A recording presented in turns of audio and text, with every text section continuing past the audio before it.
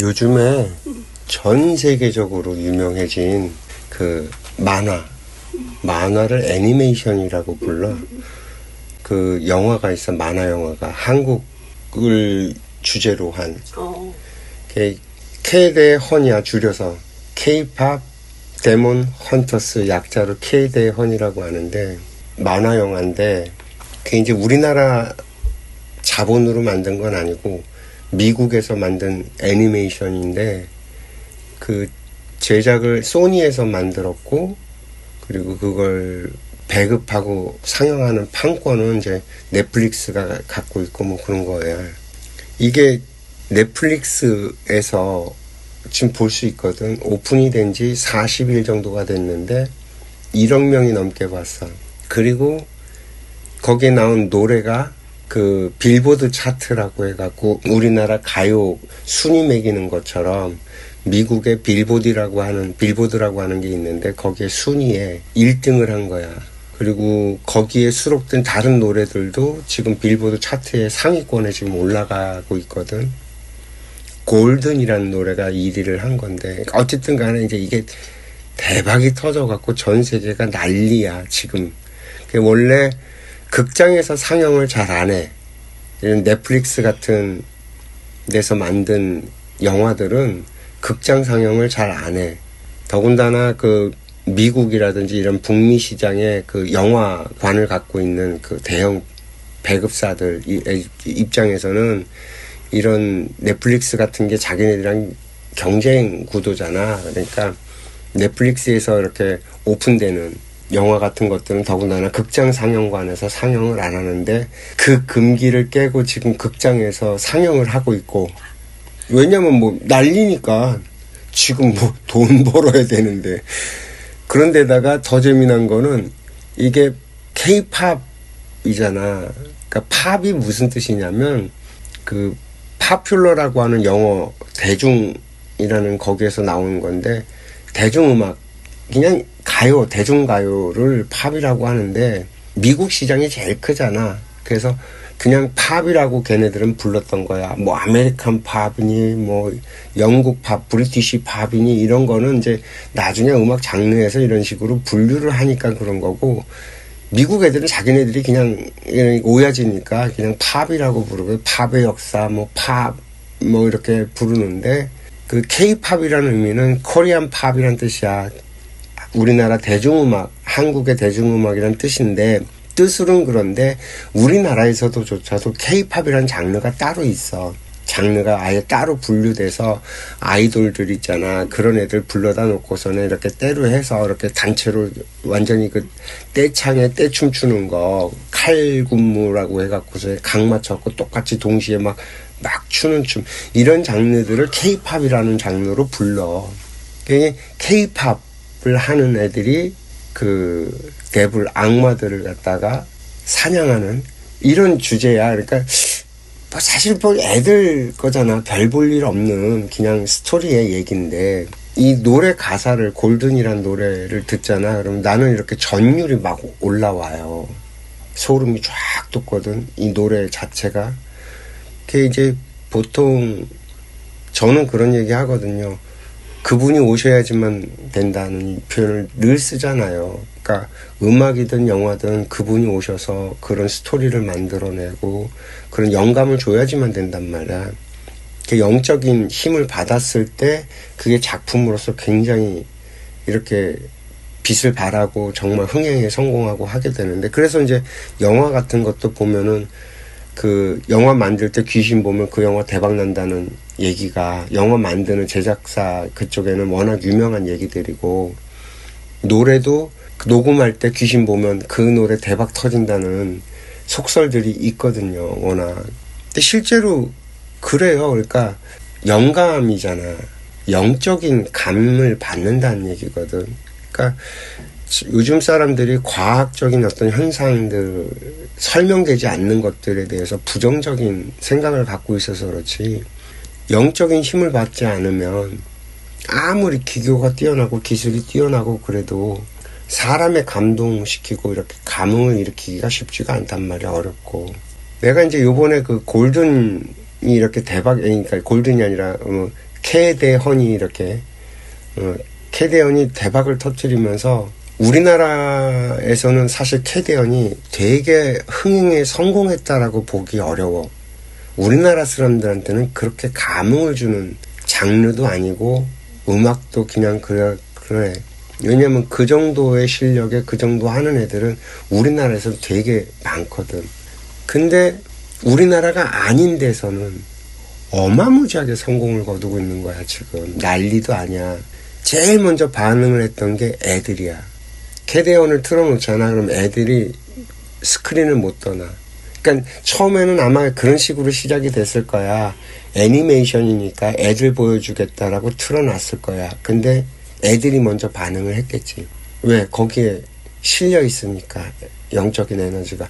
애들은 깨끗하고 맑아서 거기에 정말 반응하는 게 우리 어른들이랑은 전혀 달라. 깨끗하게 반응을 해. 애들이 이제 거기에 빠져서 난리가 나니까 엄마들이 보기 시작을 했겠지. 부모들이. 근데 부모들도 서양 애들이 우리나라 애들보다 사실 좀 깨끗해요. 우리나라 애들이 정말 그 빠꼬미들이고 좀 그런 게 있어. 그 때가 탔다라고 하기도 때가 탔지. 아니라고 하기도 참 뭐한데 그렇다고 이게 뭐 좀 나쁘게 표현하기도 좀 그렇고 하여튼 우리나라 애들은 좀 별난 그게 있어. 그러니까 웬만해서는 우리나라 사람들한테 공감받고 승행에 성공하고 막 이러기가 쉽지가 않아. 우리나라는 편견들이 많아서. 어쨌든 간에 그 애들이랑 부모들이랑이 움직이기 시작을 했고, 원래 그 바들이 있어. 우리나라 그 K-팝 바들이 있거든. K-팝 바들한테는 이게 굉장히 좋아할 수밖에 없는 그런 구도. 더군다나 드라마, K-드라마라고 해서 드라마라든지 그 한국 문화를 굉장히 많이 접하고 있는 애들이 많이 있단 말이야. 걔네들 입장에서는 이 캐대헌이라는 이게 굉장한 그 고증이 굉장히 잘 돼 있는 영화야. 그러니까 한국의 어떤 장소 같은 것들을 표현한 것도 너무 정확하게 잘 묘사가 되어 있고, 그리고 K-팝이란 장르 자체도 너무 잘 묘사가 되어 있고, 그리고 그 안에서 김밥이라든지 라면이라든지 뭐 이런 것들 있잖아. 이런 것들도 너무 잘 묘사가 되어 있고, 그리고 그 한국 전통이라고 해야 되나? 한국 옛날 문화에서 나오는 어떤 것들이 가미가 돼. 그러니까 세계 사람들은 처음 보는 거지. 내가 늘 얘기하잖아요. 사람이 뭐에 재미와 몰입을 느끼냐면 못 보던 거, 안 해본 거, 모르는 거에 대해서 이렇게 재미를 많이 느끼거든요. 그러니까 한국 옛날 귀신들, 삿갓 쓰고 나오는 귀신들 있잖아. 그런 장면이 나와. 그 귀신들이 아이돌 그룹으로 데뷔를 해갖고 아이돌 춤을 추고서 막 멋지게 잘생긴, 그리고 조각미남 같은 애들이 아이돌 그룹으로 데뷔를 해갖고 막 노래 부르고 막 그러는데 노래도 괜찮고 춤도 그럴싸하고 뭐 이런 요소들이 정말 적절하게 배경에 다 녹아 있는 거야. K-팝을 아는 애들은 쟤 누구 뺏겼는데 뭐 이런 게 나올 정도로 너무 현실감 있게 만화인데도 불구하고 묘사가 되어 있으니까 원래 한국 것들 좋아하던 애들 입장에서는 너무 웃으면서 재밌게 볼 수 있는 요소들이 되지. 그러니까 이게 붙고 이러면서 관심이 없던 애들조차도 그 애들 보는 건데 이러는 애들조차도 빠져서 볼 수밖에 없는 요소들이, 더군다나 너무나 미국적인 요소들이, 영웅과 선악의 구도, 이런 단순한 그 구도의 얘기이기 때문에, 그리고 선이 이기고 악당들이 뭐 이런 장르의 얘기이기 때문에 한국적인 요소지만 너무나 미국적이고 서양 애들의 어떤 사고방식에 이렇게 거부감 없이 들어갈 수 있는 그러니까 성공할 수밖에 없는 요소들이 너무 많이 이렇게 있더라고, 내가 이렇게 보면서. 근데 한국 애들은 어떤 반응이냐면, 내가 재미난 현상을 본 게, 한국 애들은 우리 문화가, K컬처가 서양 애들한테 이렇게 반응을 하고 있다라는 걸 보는 느낌이야. 그러니까 캐대헌이라고 하는 이 작품에 반응해서 우와 너무 좋다 재밌다 이게 아니고, 우리나라 애들은 외국 애들이 우리 거에 환장을 해. 왜 그렇지? 하고 하는 반응과 분위기야 보면 다들. 그러면서 평론가라고 하는 애들, 뭐 또 사회심리학자라고 하는 애들, 뭐 오만 애들이 이 캐대언 현상을 분석하고 평론하고 뭐 이런 것들이 쭉 뭐 유튜브엔 거의 도배가 되어 있어, 이 캐대언을 갖고. 그런 것들을 이것저것 다 이렇게 들다 보면서 나는 무슨 생각이 들었냐면, 저 현상 속에서 진짜 의미하는 바가 뭔지를 얘기하는 사람이 없다. 왜? 황당한 얘기가 될 테니까. 첫 번째, 한국이 융기를 하고 있구나. 운기가 일어나고 있구나. 드디어 대한민국이 국운이 상승하는 때가 오고 있구나. 이게 첫 번째였어, 나는. 사람들이 이제 인생에도 이렇게 운기가 있다라는 걸, 그 사주팔자면 뭐면 이런 걸 보잖아요. 근데 전 세계가 어떻게 운기가 흘러가고 있는지 이런 얘기는 하는 사람들이 없단 말이야. 그렇게 큰 사이즈로 볼 수 있는 사람들이 없으니까. 이 사주팔자나 동양학을 공부하는 애들은 전 세계 역사를 공부를 안 하니까 무식하단 말이야. 그러니까 세계 운기가 어떻게 흘러가서 어떤 식으로 해갖고 우리나라에 와서 어떻게 발복을 하는지 이게 안 보이니까. 중국이 먼저 이렇게 융성을 한 게 서쪽으로 이렇게 흘러가요. 흘러가서 서쪽에서 아랍권의 문화도 발전을 하고요.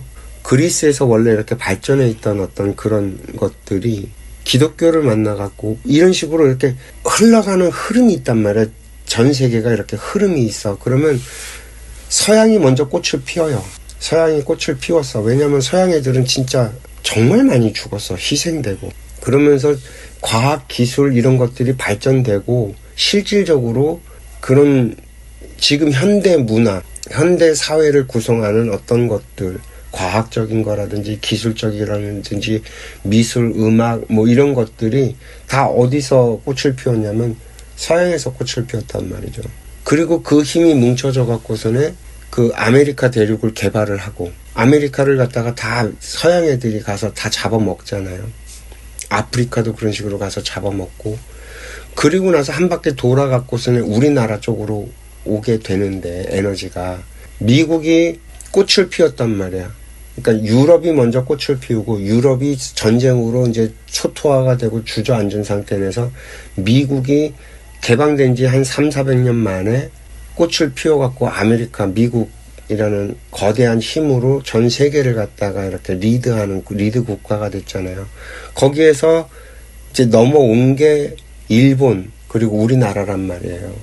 그러니까 우리나라에 그동안에 5,000년 동안 우리나라는 아무것도 세상에 드러내고 한 일도 없이 그냥 여기 안에 숨어서 있는지도 모르고 없는 그 관심도 없었던 나라가 6.25 전쟁을 딱 겪으면서 그냥 깡그리 폐허로 만들어 놓고 그 위에다가 전 세계 문물을 싸그리 갖고 들어와서 그걸 날 것으로 갖고 들어오면 과부하가 걸릴 테니 일본이라고 하는 그 방파제를 통해서 거름망을 통해서, 왜냐하면 서양 문물을 일본은 우리보다 훨씬 몇백 년 전에 받아들였거든. 그래서 일본 애들이 소화된 것, 동양인으로서 서양 문물을 소화, 흡수한 걸 우리나라에 넘겨줘서 소화불량에 걸리지 않고 우리나라가 그래도 직접 서양 애들이랑 맞닥뜨릴 수 있을 때까지는 일본의 것을 받아먹어서 성장을 하고, 그리고 난 다음에 88 올림픽이라는 그 전 세계 무대에 이렇게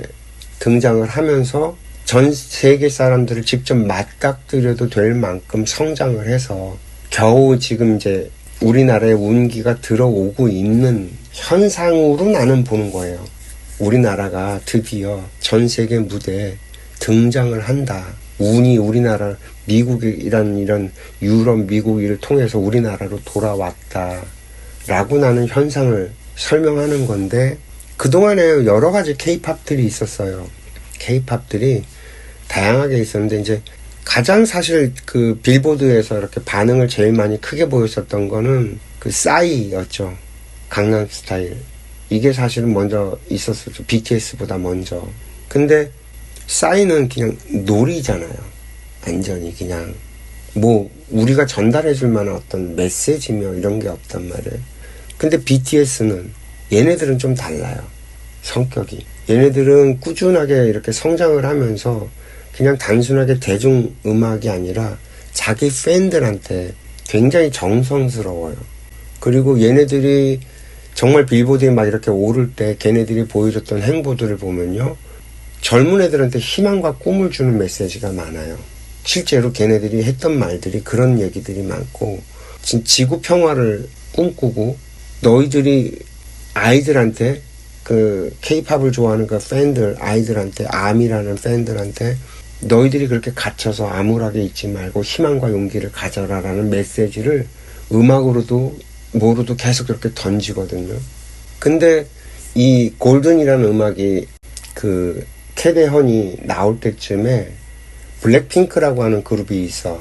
얘네들도 요번에 꽤나 유행할 수 있는 음악을 들고 나와서 점프라는 음악, 뛰어라는 음악을 갖고 나왔고, 그 음악이 중독성도 있고 노래가 굉장히 히트를 치겠다라는 그런 요소들이 있어. 만약에 이 캐대헌 그리고 골든이 없었었으면은 아마 블랙핑크의 그 점프라는 음악이 또 케이팝의 어떤 이 성지가 됐을 수도 있는데, 얘네들이 복병을 만난 거지. 이 캐대헌이라고 하는, 그리고 골든이라는 이 노래라는 복병을 만난 거지. 던지는 메시지가 너무 건강해. 그러니까 이 골든이란 노래도 가사를 이렇게 보면 나는 정체성의 혼동을 겪었고, 그래서 막 고뇌하고 방황했지만 이젠 나를 드러내고, 세상에 나를 드러내고 세상을 향해서 소리칠 거야. 뭐 이런 메시지야. 그래서 굉장히 희망을 주는 노래 가사거든. 아마 전 세계에 나이를 불문하고 지금 이 지구별에서 이 동시대를 살아가는 지구인들이라면 저 노래 메시지에 공감이 될 거라고 난 생각해. 지금 봐봐, 전쟁이 일어나지. 정말 생각도 못했던 전쟁이 일어나고 그게 3년 넘게 계속 이어지고 있고, 저기 아프리카에서는 애들이 여전히 굶어 죽어가고 있고, 뭘 어떻게 어디를 향해서 우리가 가야 되지? 라고 하는 그 방향성을 다 잃어버렸다고. 그 요즘에 우리나라에서 자꾸 나오는 얘기가 각자 도생이야. 그냥 각자 알아서 이 정글 같은 세상에서 살아남아야 된다라는 얘기들을 자꾸 해. 그럼 희망이 없지. 무슨 희망이 있어 거기에.